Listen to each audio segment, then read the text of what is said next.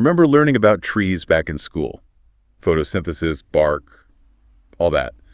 I don't know about you, but I was way more into myths and legends. Dragons, magic, that kind of stuff. Well, get ready for some myth meets nature, because today's deep dive is all about a tree that's got even dragons beat. We're talking Yggdrasil, right? The world tree from Norse mythology. You sent over a ton of excerpts on this, so it's clearly not just your average oak in the park. What makes Yggdrasil so special? We're talking about a living, breathing entity woven into the fabric of everything, connecting the 9 realms of Norse mythology. 9 realms. Yeah. Okay, for those of us who need a refresher, we're talking Asgard, Midgard, all those, right? Exactly. Think of them like different dimensions, each with its own rules, its own inhabitants. Asgard, home of the gods. Midgard, that's us, down here on Earth. Even Hell, the underworld. Yggdrasil links them all together. So like the ultimate cosmic freeway. But it's more than just a connector, right? You said living, breathing. It's a source of deep wisdom and knowledge. I mean, we're talking even Odin, the all-father of the Norse gods. Even he went to Yggdrasil seeking knowledge. Hold up. A god making sacrifices to a tree. That tells you something. It tells you everything. Yggdrasil isn't just some big old tree in the cosmos. It embodies life, death, order, chaos, all the things we humans are still trying to figure out. This tree was huge to the Norse people. I'm starting to see why this deep dive is so fascinating. We're not talking about landscaping. We're talking about, like, universal ideas. And it gets even more interesting. See, Yggdrasil wasn't just some passive observer to all of this. The excerpts you sent, they talk about this tree developing self-awareness, consciousness even. And with that comes some serious inner conflict. Okay, so we've got a thinking tree connected to everything, watching over creation. What kind of existential crisis does that lead to? Well, imagine being able to see everything happening across 9 realms. The good, the bad, the struggles, the victories. It's a lot. And one thing that particularly caught Yggdrasil's attention were the Norns. The Norns. They're the ones who weave fate, right? Exactly. Spinning and measuring the threads of destiny for everything and everyone. Now imagine you're Yggdrasil, watching this all unfold, seeing how the Norns' work affects every living thing. Okay, yeah, I could see how that would get a tree thinking. Especially one connected to everything, feeling those ripples of fate playing out. Right, and that's where the dilemma kicks in. Because the excerpts you gave me, they describe this growing conflict within Yggdrasil. It starts wondering, should fate be so rigid? It sees individuals suffering, sometimes because of choices they didn't even make. And it wrestles with this idea, should it intervene? Should it use its connection to try and help? So it's like, hold on, this whole fate thing seems kind of rough. Maybe I should step in.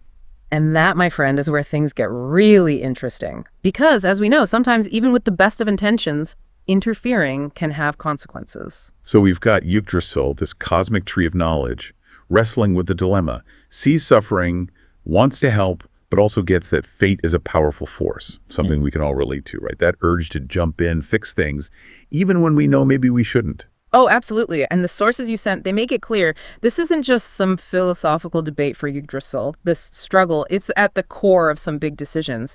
Because, you see, there are accounts of Yggdrasil actually stepping in, trying to change the course of fate. Wait, really? It's not just a passive observer. What's a tree going to do? Play cosmic activist? Remember the Norns weaving fate? Picture Yggdrasil, rooted in the Well of Erd, using its connection to everything to kind of ning things along. Less like a lumberjack with an axe, more like a gardener tending a delicate ecosystem. A little tweet here, a redirection there. So it's manipulating things, but subtly. Still seems like messing with fate. Even a little could have some blowback. Exactly. And that's where things get even more interesting. Because these excerpts, they describe situations where Yggdrasil's actions, even with the best intentions, they have these ripple effects. Things that throw the balance of the 9 realms out of whack. Like what? What happens when a tree tries to rewrite destiny? Well, there's one story, it talks about Yggdrasil and this mortal woman. She was fated to die young, but Yggdrasil, touched by her potential, it steps in. Alters the threads of fate, just enough to give her a longer life. Okay, saving a life seems like a good thing. All right.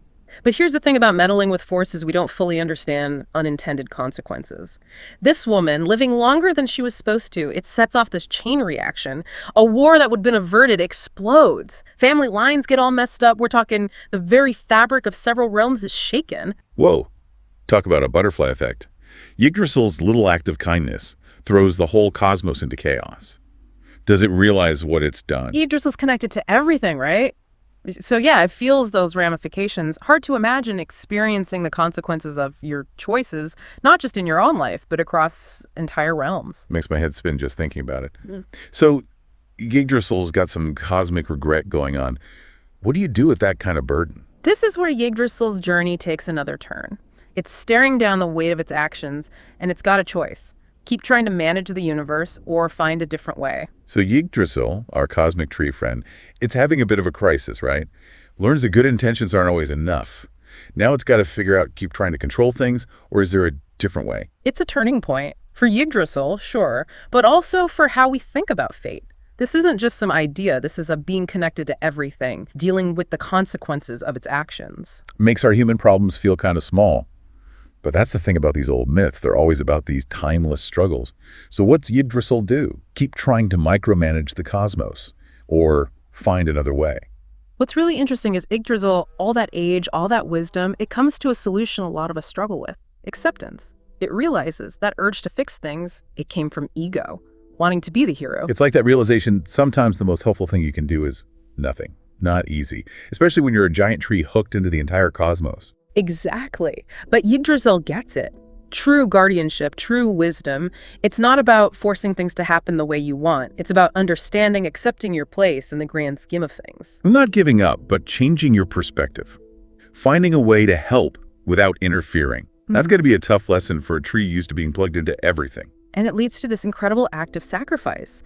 The excerpts describe Yggdrasil. It surrenders a part of itself, its awareness, back into the well of Erd. It gives up part of its consciousness. Yeah. To restore balance, that's a huge sacrifice. Not punishment, understanding.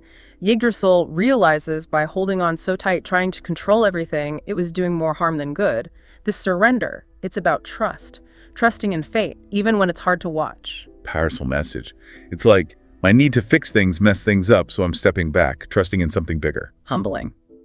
And incredibly powerful. This selfless act, it brings Yggdrasil peace.